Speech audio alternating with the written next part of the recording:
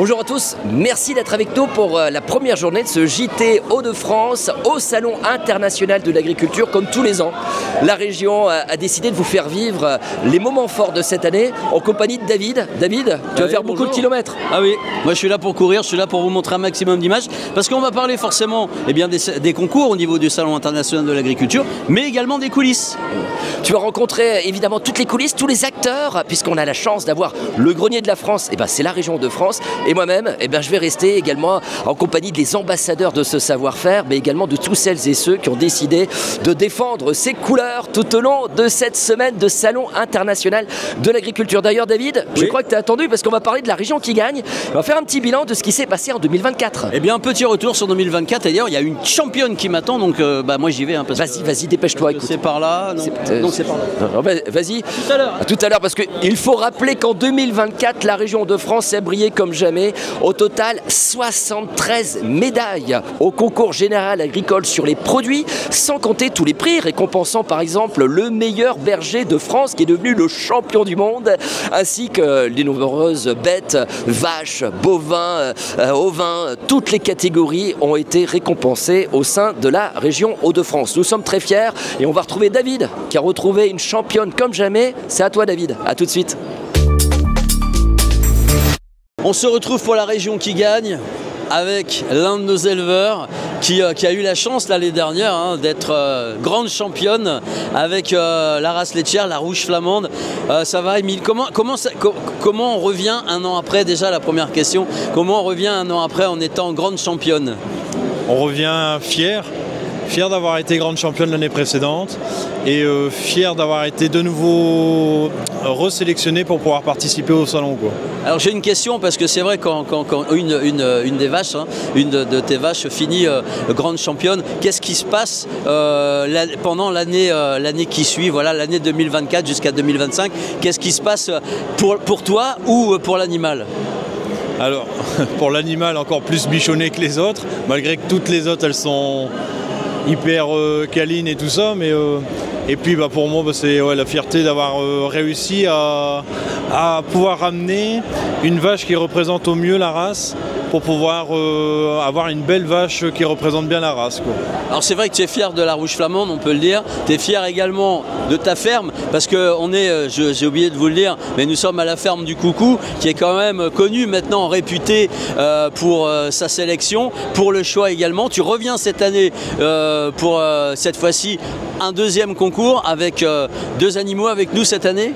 Oui, alors c'est ça. Alors cette année, je suis là avec Papouasie qui vient pour une deuxième fois au salon et Tilly qui est ici, qui fait son premier salon de l'agriculture mais qui a déjà été bien bourlingué. Voilà, elle a déjà été connue sur d'autres concours plus locaux à Stanford ou à Berg et donc du coup elle a du potentiel. Tilly, elle a beaucoup d'espoir en elle. On sent l'éleveur quand même content, très content de ses animaux. En tout cas, je peux vous dire que notre gagnante, elle est tranquille avec son veau à la maison, à la ferme du Coucou. Mais il faut savoir qu'elle avait quand même été sélectionnée pour revenir cette année à Paris.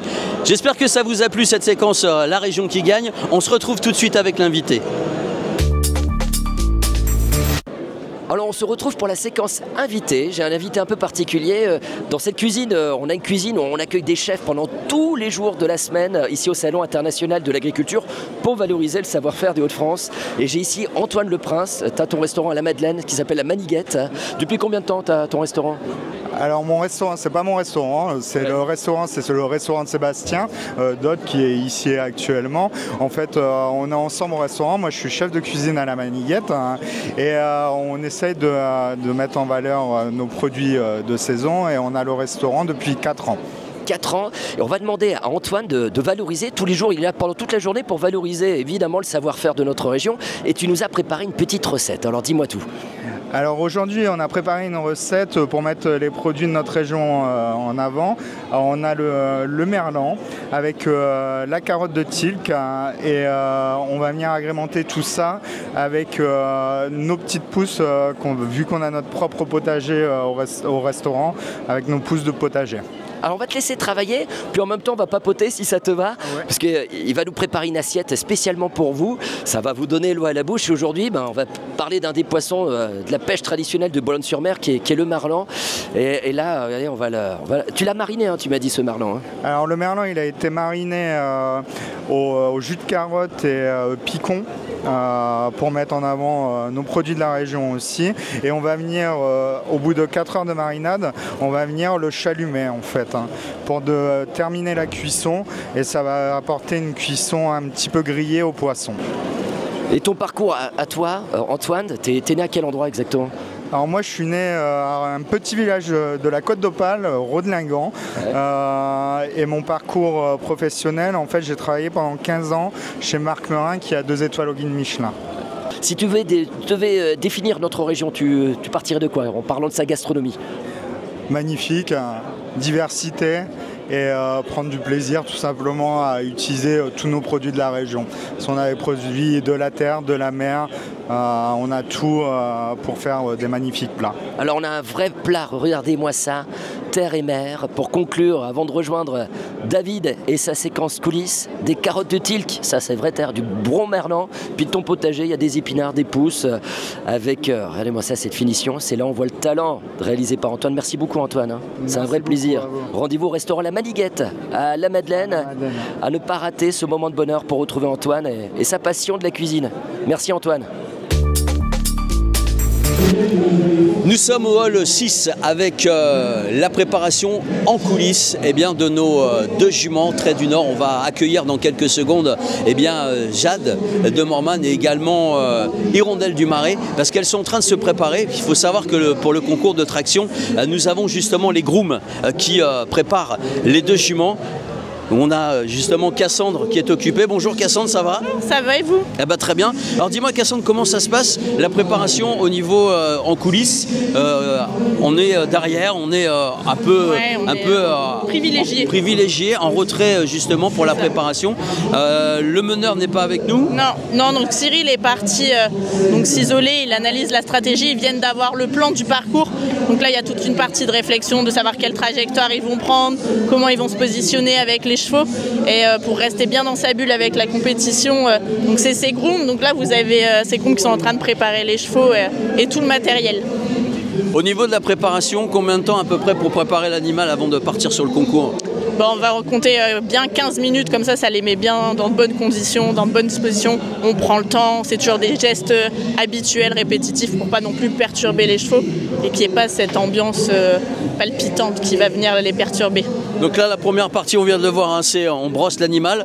Ils vont chercher le matériel juste à côté pour pouvoir justement préparer au mieux. Et puis après, je crois Cassandre qu'ils vont partir pour ce qu'on appelle une petite balade pour se dégourdir un peu les pattes. Oui, c'est ça. Ils vont partir détendre, donc pour se dégourdir un petit peu au moment, juste avant l'épreuve en fait, pour vraiment se mettre dans de bonnes conditions. Le meneur va les reprendre en main et c'est là où tout va se jouer. C'est lui, il va se rentrer dans sa bulle avec ses juments et à ce moment-là, les grooms repartent en retrait. Et là, il se concentre avant sa compétition. Et là, il y a Justine qui est en train d'aller chercher le matériel. En plus, cette année, il faut savoir qu'au niveau de la préparation, il concourt dans 2 catégories. La catégorie simple, en traction, et la catégorie paire. Alors, Cyril, il fait que la catégorie paire avec donc Jade et Hirondelle. Et Justine, qui est son associée au quotidien, elle fait la simple. Donc, ça sera fin de semaine prochaine. Et en plus, pour la bonne nouvelle, c'est sa première participation et elle n'a que 20 ans et c'est une fille. Ça, c'est une bonne nouvelle. On vous donne rendez-vous avec les acteurs également des Hauts-de-France. J'espère que cette coulisse vous a surpris. Ça y est, on retrouve des acteurs un peu particuliers, puisque derrière moi, j'ai la Marguerite, regardez-moi ça, du réseau Bienvenue à la ferme. Bienvenue à la ferme, venez nous retrouver, les producteurs, les agriculteurs derrière un produit, on a tous une ferme derrière nous ici. On a tous une ferme et on est très très bien représentés pour la région de France. Et à côté de moi, j'ai Amy. Amy, c'est une des nouvelles adhérentes du réseau Bienvenue à la ferme. Ça fait combien de temps maintenant que tu en fais partie ? Là, ça fait 5 ans maintenant. 5 ans maintenant, ouais. Et tu es dans le sud de l'Aisne. Explique-moi un peu ce que tu fais. Et du coup, nous, on a un élevage en bovin au Charolais où on fait que de la production en fait sur notre exploitation. On élève, né élevé à la ferme. Et du coup, après, on a aussi un élevage d'escargots depuis l'année dernière. Donc, on a 150 000 escargots sur l'exploitation. Voilà, une ferme illicicole où on fait plein de bons escargots. Et puis regarde, on a préparé une belle assiette avec du saucisson de bœuf de ton exploitation, ainsi que des petits escargots gratinés comme ça. C'est quoi la recette? C'est de l'escargotine en fait, on appelle ça. Donc c'est des escargots qui sont cuits, ils sont hachés avec en fait du beurre d'escargot, donc avec plein de produits en fait locaux et des bons produits. Voilà. Alors regarde, on retrouve tous les bons produits qui sont ici. On peut les acheter pendant ce salon international de l'agriculture avec ce bon produit issu de la région de France. Et puis on va le faire goûter. Vous êtes d'accord pour goûter avec moi? On va vous faire goûter. Venez messieurs, dames, venez. Vous choisissez soit les deux, le saucisson de bœuf, l'escargot. Vous venez de quel endroit? L'Aisne. Ah bah vous connaissez bien, vous n'êtes pas très loin. Voilà. Vous connaissez peut-être? Là, ouais, vous êtes voisins. C'est la première fois que vous venez au salon de l'agriculture? Ah non, non, pas du tout. Non, ça fait au moins 10 ans que je viens. Ah, c'est un habitué. Alors, on va voir votre expertise. Là, dites-le, le saucisson. Le saucisson, c'est une tuerie. Le saucisson, c'est une tuerie. Bah voilà, on se retrouve avec le réseau Bienvenue à la ferme. Et n'oubliez pas, allez faire un petit coucou à Amy qui est avec nous. Ça fait 5 ans qu'elle fait partie du réseau. Et vous retrouvez notre Marguerite préférée qui représente tous ces producteurs fermiers qui défendent un vrai savoir-faire sur notre territoire et qu'on retrouve pendant ces 10 jours incroyable de salon international de l'agriculture. A tout de suite, on se retrouve avec David, avec l'épreuve du jour pour encourager toutes les équipes de la région de France. Nous sommes en direct pour ce concours de la 20e Olympiade des jeunes bergers. Nous avons la chance pour la région de France d'avoir 2 candidats, Jules et Antonin. Nous arrivons en plein concours, nous avons juste derrière nous justement Antonin en train de concourir. Ils ont au total 6 épreuves pratiques et 2 épreuves théoriques. On va découvrir ensemble ces images. Donc là c'est le parage, donc il choisit sa brebis.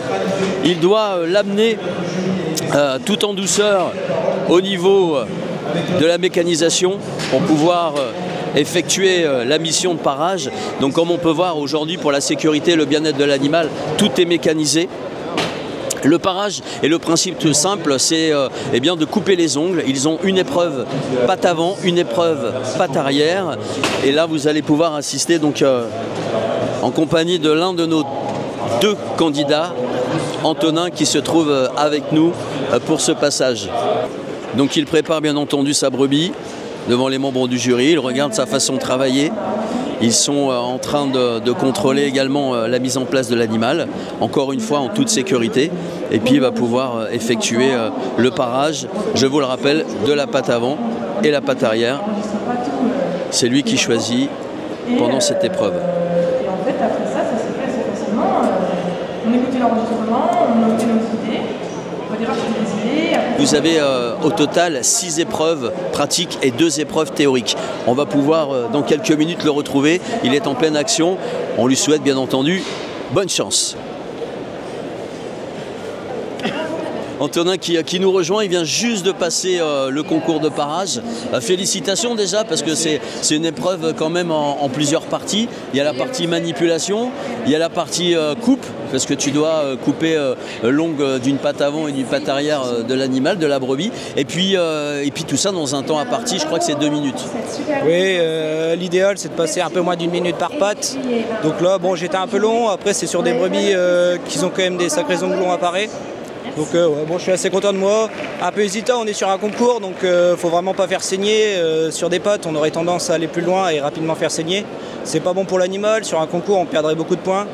Donc oui, bon, seul regret, je suis un peu hésitant et je vais pas assez loin. Mais sinon, content de moi sur belle performance. Ça fait partie du jeu, ça fait partie des concours. Déjà, félicitations à toi quand même, 20e Olympiade pour, ici à Paris pour les jeunes bergers. Quel est ton cursus scolaire ou professionnel? Alors moi j'ai fait un bac général, bac S. Et ensuite je me suis orienté dans un BTS production animale. Dans l'idée de devenir vétérinaire.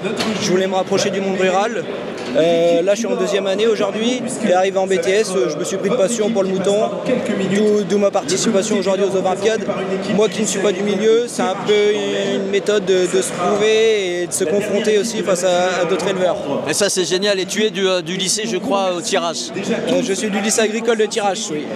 Alors t'es pas tout seul, nous avons également avec toi Antonin, il y a Jules qui est juste là. Jules, viens avec nous, viens voir Jules. Donc Jules c'est notre deuxième candidat également qui représente les Hauts-de-France. Toi Jules, ça se passe bien le concours pour l'instant? Ouais, pour l'instant ça va. Moins stressant qu'en région. Moins stressant qu'en région? Ouais, là on profite, on est à Paris, c'est sympa. Et puis on est avec les copains? C'est ça exactement, on connaît pas mal de monde, donc c'est sympa. On est venu à 5 parce que là nos collègues ils vont passer pour les Olympiades collectives, donc c'est bonne ambiance. Voilà. Content. On va profiter du week-end. On va profiter du week-end. Et puis je voulais également pendant ce concours justement des 20e Olympiades, eh bien vous présenter une personne que vous connaissez déjà, il est juste là. Il est occupé parce que cette année il fait partie des membres du jury. Ça va Benoît? Ça va et vous? Ah ben ça va super. Alors Benoît, c'est notre lauréat, c'est notre professionnel et notre champion 2024 ici à Paris des jeunes bergers, mais pas que, parce qu'il s'est passé autre chose également en 2024 pour toi. Ouais, il y a eu les Olympiades mondiales. Et tu nous représentais une nouvelle fois la France et la région de France, et tu finis premier. Eh oui, premier mesdames, messieurs, c'est notre champion du monde 2024 et champion des jeunes bergers 2024 ici à Paris. Et maintenant, tu fais partie des membres du jury. Ça se passe bien pour toi? Ouais, ça se passe bien, c'est rigolo de voir l'envers du décor. Plus difficile peut-être? Ouais, un peu, ouais. Pas trop stressé? Ouais, si, un peu quand même. Ouais. En tout cas, on compte sur toi pour Antonin et puis Jules, hein, ok? Ouais. On compte sur toi pour leur donner les bons tuyaux.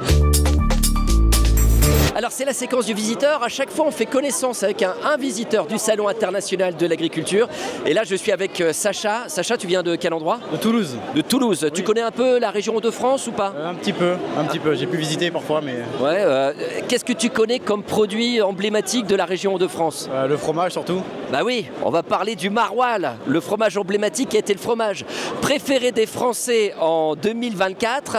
Et là on a un membre de la confrérie du maroilles, c'est Michel, qui est avec nous, Michel Bride, en tant que maître... simple scribe. Simple scribe. Quand on parle du maroilles, on parle du seigneur des fromages de la région de France. Oui. Quand on le décrit, on décrit comment le maroilles? C'est le premier critère, c'était le plus fin des fromages forts. Alors on va voir si c'est vrai avec Sacha. Tu vas goûter pour la première fois, il y a les copains, il y a tout le monde qui est avec lui. On va l'accompagner, on va l'applaudir si il est avec nous. Vas-y, tu goûtes pour la première fois du maroilles. Il a l'air d'apprécier, Très bon. C'est si fort que ce que tu pensais ou pas? Non. Finalement, on pense à un fromage qui sent fort, oui, mais qui est très doux au palais. Mesdames et messieurs, vos applaudissements pour Sacha de Toulouse. C'est la première fois qu'il goûte du maroilles. Bon, tu peux en reprendre un. Allez, venez goûter du maroilles, on va vous faire goûter du maroilles les amis. Voilà, c'est comme ça qu'on vous quitte pour cette édition, première émission au Salon international de l'agriculture. On vous attend demain pour vivre les aventures de toute l'équipe de la région de France aux 4 coins du Salon international de l'agriculture. On vous donne rendez-vous demain. Au revoir les amis.